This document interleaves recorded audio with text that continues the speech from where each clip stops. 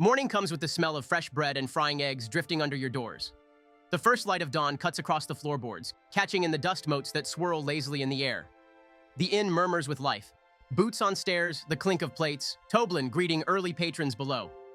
You gather in the common room, mugs of steaming tea or coffee in hand, the warmth from the hearth cutting the morning chill. The day is yours, and Phandalin waits outside. So, Barthen, you had told me last night that you spoke with Cadla. Hopefully she was able to connect some dots. She sure did. She told us all about Old Man Hallett. Barthen left when the story was getting good, though. Yeah, that's not what Sildar is referring to, Jorkus. He means about Ruxathid. Oh, that story wasn't as cool, though.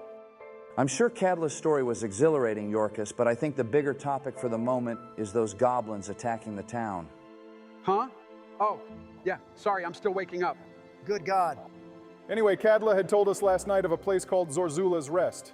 Do any of you know of it? Maybe you, Sildar, since you've been in this area for a while? Doesn't ring a bell for me. What'd she say about it? Said it used to be a Duergar mining camp before mind flayers showed up and butchered them all. They took the whole place over, even had an elder brain there, according to her. Abandoned now, supposedly. Oh, and the goblins calling themselves Sawplea. That's mind flayer talk, means goblin. So either someone taught them that, or they're mixed up with something a hell of a lot worse. You seriously thought Cadla's bedtime story about some old man was more important than this, Jorkus? Hey, I thought it was a good story, Donnie. Focus, lads. This is Zorzula's Rest. Never heard of it, but if it's tied to mind flayers, we can't take it lightly. Agreed. Goblins with that kind of influence, it's not a threat we can just ignore. We'll need to decide our next course of action. Did she say how far away it is, Barthen? Just that it's somewhere east. She pointed to a general area on her map, but I've got no clue how accurate her guess was. Looks like we'll be going on a nice hike through the woods, huh? Hey guys, how about... Jorkus, nobody cares about Cadla's stories, bro. Not that, although you should. I was gonna say, how about we check out the tunnel that was in Barthen's well? That's not a bad point. We still don't know where it leads, and with what we've learned about these goblins, it could be connected.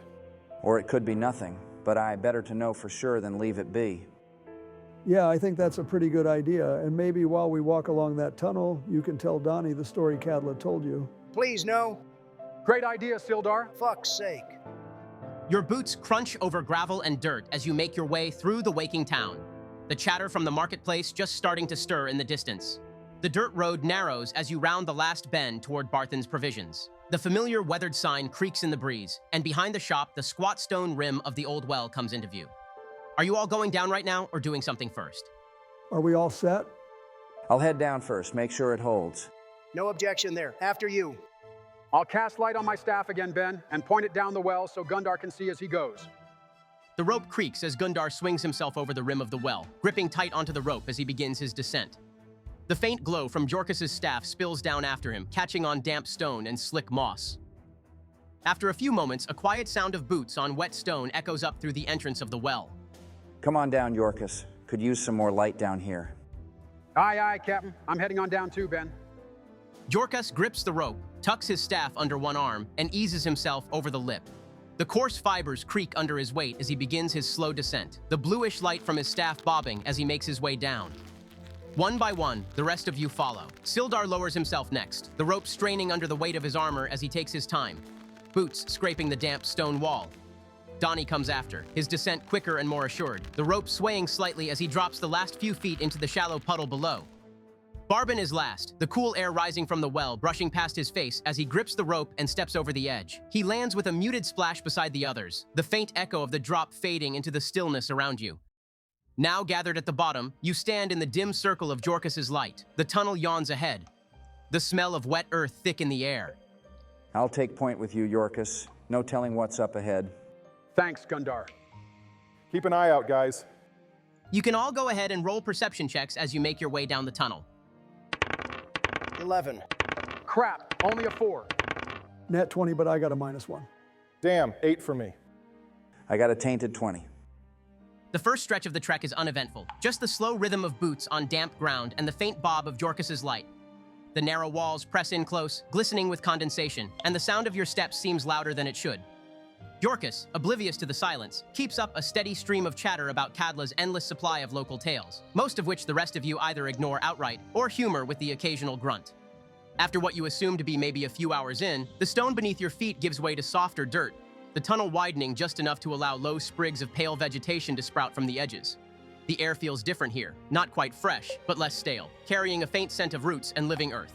Your pace begins to slow, Gundar, as you notice something. Ahead, half hidden in the patchy light, a figure lies face down in the dirt. The body is still, arms splayed awkwardly to the sides, and the dull brown of its clothes is dusted over with fine soil. Shit, we got a body. Everyone be quiet. If you can, dim that light, Jorkus. I'll tuck my staff slightly under my cloak, Ben. That should be a bit better. Are they dead, Gundar?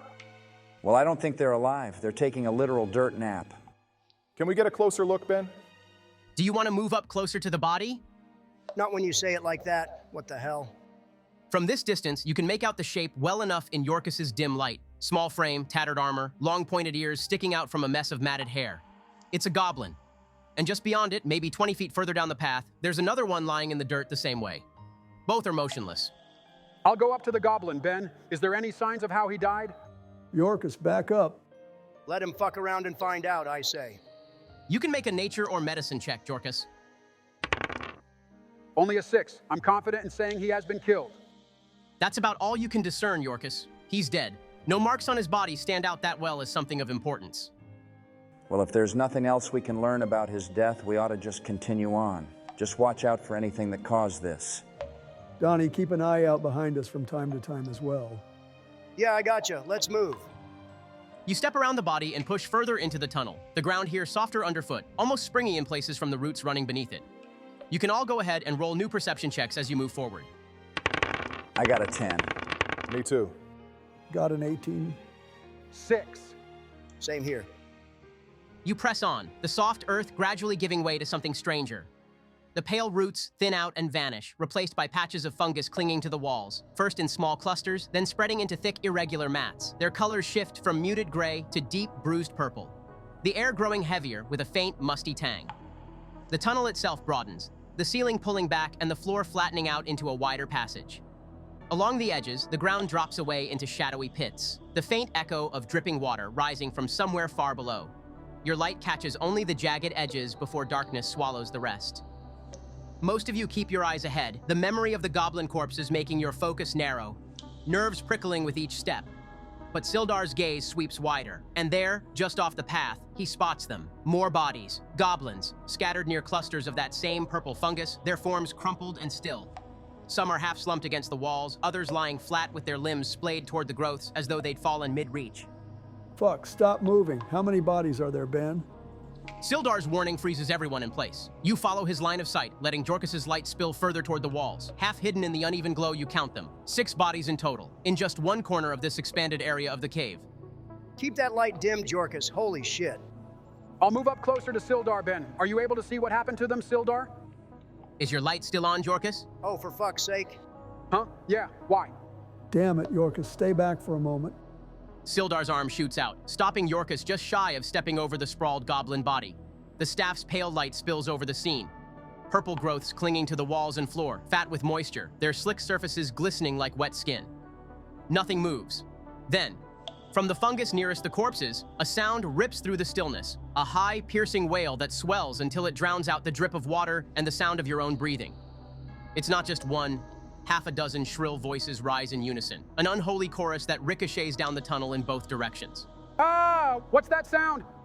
Shit, back up! The noise is so sudden and sharp that it sends a jolt through all of you. Gundar instinctively draws his warhammer, Donnie's blade flashes free, and Barthen takes a step back, eyes darting to the shadows above. But nothing comes. The shrieking continues for a few more seconds, filling the tunnel with its ear-splitting cry. Then fades, leaving only the heavy silence and the thundering of your own pulse in your ears. Something must be coming. Watch out. You can all make perception checks. 17. 14. I got a 12. 9. Me too. Nothing moves in the darkness. You stand there in the fading echoes, weapons ready, eyes straining for the first flicker of movement. But it never comes. The tunnel stays still, the only sound the slow drip of water somewhere far below. Whatever that wailing was meant to call, it didn't answer. Yorkus, dim that light completely. Whatever those fungi are, the light triggered them, I think. Is there any light, Ben, or am I walking in the dark here? You are given trace scatters of bioluminescent light from large mushrooms on the wall, though nothing of great help. enough for you to walk, but you'll likely have issues with anything more than that. Shit, all right, let's just keep on going. Want Yorkus to hold your hand, Donnie? I'll stay by someone in the group with dark vision as we continue. I'll stay up front since I have the better perception. Let's keep going. You press forward into the gloom, the faint glow from the occasional wall fungus just enough to keep your boots from catching on uneven ground. After another slow stretch of tunnel, you round a bend, and Gundar halts immediately. The path ahead is choked with growth. Dozens of the same pale, stalky mushrooms that shriek before jut up from the floor in uneven clusters, their caps trembling faintly in the stagnant air. Between them, the deep purple fungus clings to the stone, fat and swollen like the ones near the bodies. A narrow ribbon of bare ground winds through the middle, just enough space to squeeze through single file, shoulder to stone on one side, caps brushing your legs on the other. So are we turning around now? We're turning around at the sight of some damn shrooms. Some of you have never had a good time at a party, and it shows. Huh? If we're worried about these things, just run through them all really quickly. Are we all in for that? Shit, we don't even know if this leads to the damn goblin camp. I still think we should push forward. What's the point of adventuring if we're going to be too scared to go a bit off the trail? As you all stand there debating the wisdom of charging through a wall of strange fungus, Gundar's eyes flick past your group toward the way you all came. At first, it just looks like another shadow clinging to the upper wall, but then it shifts, drifting down from a ledge in the rock. It's spherical, the size of a huge barrel, its surface pale and mottled, with strange root-like veins twisting under its skin. Thin, stalk-like growths sprout from the top, swaying gently as it lowers toward you. The movement is slow, almost lazy, but every inch brings it closer into the tunnel's narrow space. What in the hell is that thing? It drifts another few feet closer, filling more of the narrow tunnel, the veins under its skin pulsing in slow rhythm, and the singular eye scanning all of you. Through the gap, now move. You're going to run through the fungi, Gundar? I don't see many other options, so screw it. As Gundar lowers his shoulder and barrels forward, the narrow passage squeezes him tight against the walls. Some of the fungi begin shrieking again, while the pale, rubbery stalks of other fungi shudder at his movement, their caps quivering before long. Rotting tendrils lash out from the gloom. A total of 4 fungi send multiple tendrils at you as you run, each individual fungi attacking multiple times. Of the 10 attacks, 3 hit past your AC, dealing a total of 14 necrotic damage. The rubbery tendrils smack into Gundar with surprising force, their touch burning cold as rot spreads instantly through his armor. The rest of you see him stagger as the blows land, foul, moldy ichor smearing across his side where the tendrils connected. But his momentum carries him through, and suddenly he bursts clear of the cluster, panting, with the mushrooms wailing behind him. Hurry, you guys. It'll hurt, but you've got to run. Fuck. All right, here we go. I'm running through, Ben. Same, let's go. Seems like we're all going. Yeah, go for it. The narrow path explodes into chaos as all of you sprint through the dense pathway of mushrooms. Some stand high, while others nip at your ankles. The screams continue as you all run forth, the piercing wail of the mushrooms bouncing off the cavern walls like a chorus of alarms. The other purple fungi again begin to stir, whipping wildly as you all run. Let me make all these rolls really quick. That's 12 tendrils going at you, Sildar, but only 4 hit. 10 tendrils go for you, Jorkus. 6 of them are going to hit. Can I cast shield, Ben? Yeah, that'll make your AC 20, which prevents all but 1 from hitting you. Good job, Yorkus. That's 8 tendrils at you, Barben. 4 of them hit you, and for you, Donnie, 12 swing, but only 5 hit. Sildar, you're hit hard. 2 tendrils lash across your chest, searing cold through the plates of your armor. Then another crashes into your shoulder. 1 even slips past your guard entirely, digging in deep with a critical hit. By the time you stumble clear, you've taken 32 necrotic damage. Fuck, that was nearly the end of me. Jorkus, they swarm toward you too, but instinct takes over. The air ripples as you throw up a shimmering shield, and most of the tendrils crash harmlessly against it. Only 1 strike slips through, catching your arm. You take 5 necrotic damage. Thank goodness. Barben, 4 of the tendrils land true, burning into your side and dragging lines of rot across your robes. By the time you pull yourself out of the mess, you've taken 21 necrotic damage. Damn it, that burns. Donnie, 5 of them hammer into you as you power through, some smacking against your chest, another curling around your thigh. You shake them off with sheer force of will, but not without cost. You take 16 necrotic damage. Son of a bitch. Feels like my skin's on fire. Goddamn mushrooms. You all emerge ragged, battered, and carrying the reek of decay, but alive. Behind you, the mushrooms gradually quiet, their wailing fading into silence, while the purple fungi sway slowly, as if disappointed their meal escaped. The singular large fungi continues floating towards you all, though you've made some distance. The root-like stalks on its crown sway as though tasting the air, and every inch it descends toward you makes the tunnel feel narrower. Shit, that thing's still coming? Aye, and we're in no shape to wrestle with it. Best keep moving forward. The decision made, you press deeper. The tunnel opens gradually, the claustrophobic walls peeling back into a broader cavern. The air grows colder, tinged with a faint mineral tang, and your footsteps echo more freely. The chamber sprawls in irregular levels, ridges of stone rising like jagged steps, some higher up, some dropping into shadowed pits that vanish into black. Pale mushrooms cling to ledges overhead, casting a weak, ghostly glow. You find yourselves on a rough shelf that curves along one wall, wide enough to walk. To your right, the ground drops sharply into one of those pits, darkness swallowing anything past the first few feet. Across the chamber, higher ledges jut upward, dotted with more patches of fungus. As you pause on the stone shelf, catching your breath and searching for a way forward, the faint glow from the fungi around you flickers with movement. From the clusters clinging to the cavern walls, more of those pale, spherical growths begin to stir. One, then another, then another. Each drifts loose from its patch like some grotesque fruit breaking free, slow but steady as they hover into the open space. The first one behind you is still lazily descending into the chamber, but now, half a dozen more peel from the walls.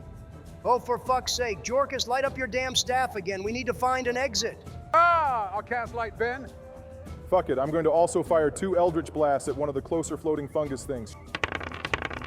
Shit, those are bad rolls. Only a 9 and 13. Total of 21 damage. The cavern flashes bright red as your first blast slams into the drifting spore, tearing across its pale, swollen hide. For a heartbeat, it just quivers, stalks swaying wildly. Then your second blast rips straight through the center. The spore ruptures midair with a wet, booming crack, the force slamming its rotten husk against the cavern wall. A cloud of pale green vapor explodes outward, covering the pathway leading down in a sickly fog. I don't like how easily you were able to destroy that thing. Are we able to see an exit, Ben? You can roll perception checks. The light assists, but only so much. You, Jorkus, and Sildar will all have a higher DC to spot anything of importance. Shit, just a 12. Mine isn't good either, a 7. I got a 5. Will an 18 be good enough, Ben? How about a 19? Your eyes sweep across the cavern, light flickering off fungus-coated ledges and the shifting fog left behind by the ruptured spore. Donnie, Jorkus, and Sildar, you all squint into the gloom, but see nothing but mist and shadow. But Barthen and Gundar, you both catch it. A faint break in the stone to the southeast, half hidden behind the drifting vapor. It looks like a passage, sloping upward just slightly, a way forward, though dangerously close to another one of those floating spores clinging to the wall nearby. Wait, there, past the cloud. Looks like a way out. I see it too. Passage slopes up toward the southeast, but we'll have to slip right by that damn thing. Let's just get the fuck out of here. Are we running again? I don't see any other options. Let's just go. I'm running to the exit, Ben. I'll shoot the other thing by the exit before we get there so it doesn't slow us down. You can roll to hit. Are the rest of you going as well? Yeah, let's just get out of this damn cave. That's a 17 and 22 to hit, Ben. 12 damage. 2 more streaks of red energy streak out from Barthen's hands. They cut through the dark like spears of light, both slamming dead center into the swollen spore by the passage. The impact makes it quiver violently, wobbling as the green veins under its skin pulse in rapid succession. Then it bursts, a wet, concussive pop that splatters its pale husk across the wall. A rolling cloud of green vapor explodes outward, swelling into the passage itself. The echo of the blast still hangs in the air when the fog blooms outward, rolling low and thick until the whole passage ahead of you is a swirling haze of green. The red flare of your eldritch energy hasn't even faded completely as you find yourself choking on the mist from the first spore. I need you to make a con save. That's a 21 total. You choke, your lungs convulsing as the sickly vapor clings to your skin and robes. For a heartbeat, it feels like you're about to collapse, but your body fights it off. The poison burns through your veins like fire, leaving you coughing and stinging as you break into the clearer air beyond. You take 9 poison damage, halved to 4. Barthen, are you okay? Just run for it. Don't breathe it in. If you're all going to continue running forward, you'll need to make 2 con saves, considering how far you're running. You will need to make a second one as well, Barthen. I got a tainted 20. I got an 18 and a 9. You said this is poison, so I'll have advantage, right? That's right. Okay, that's a 10 and an 18. I got a nat 1 and a 15. You can re-roll it, Donnie. I'll use bountiful luck. Thanks, Jorkus. That's an 18 now. I got a 24 and a 13, Ben.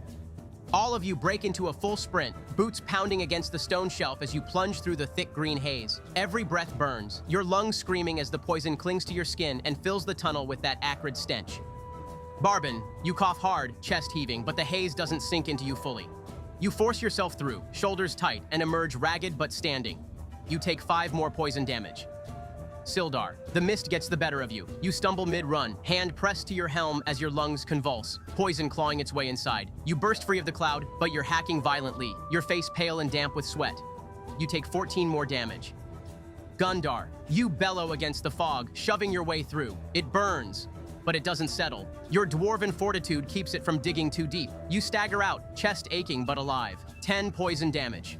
Donnie, you nearly lose it at first, that thick cloud choking your throat, but luck pulls you through. You bite it back and push onward, breaking free into clearer air without collapse. You take quite a bit, 13 damage.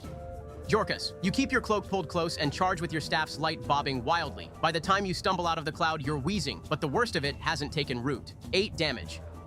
The last of you bursts out of the choking haze, boots sinking into soft earth as the tunnel finally opens. For a moment, you blink against the sudden light. Not torchlight, not the sickly glow of fungi, but daylight. You've stepped out into a dense forest. Towering trees stretch overhead, their branches blotting out most of the sky, though shafts of golden sunlight spear through in places.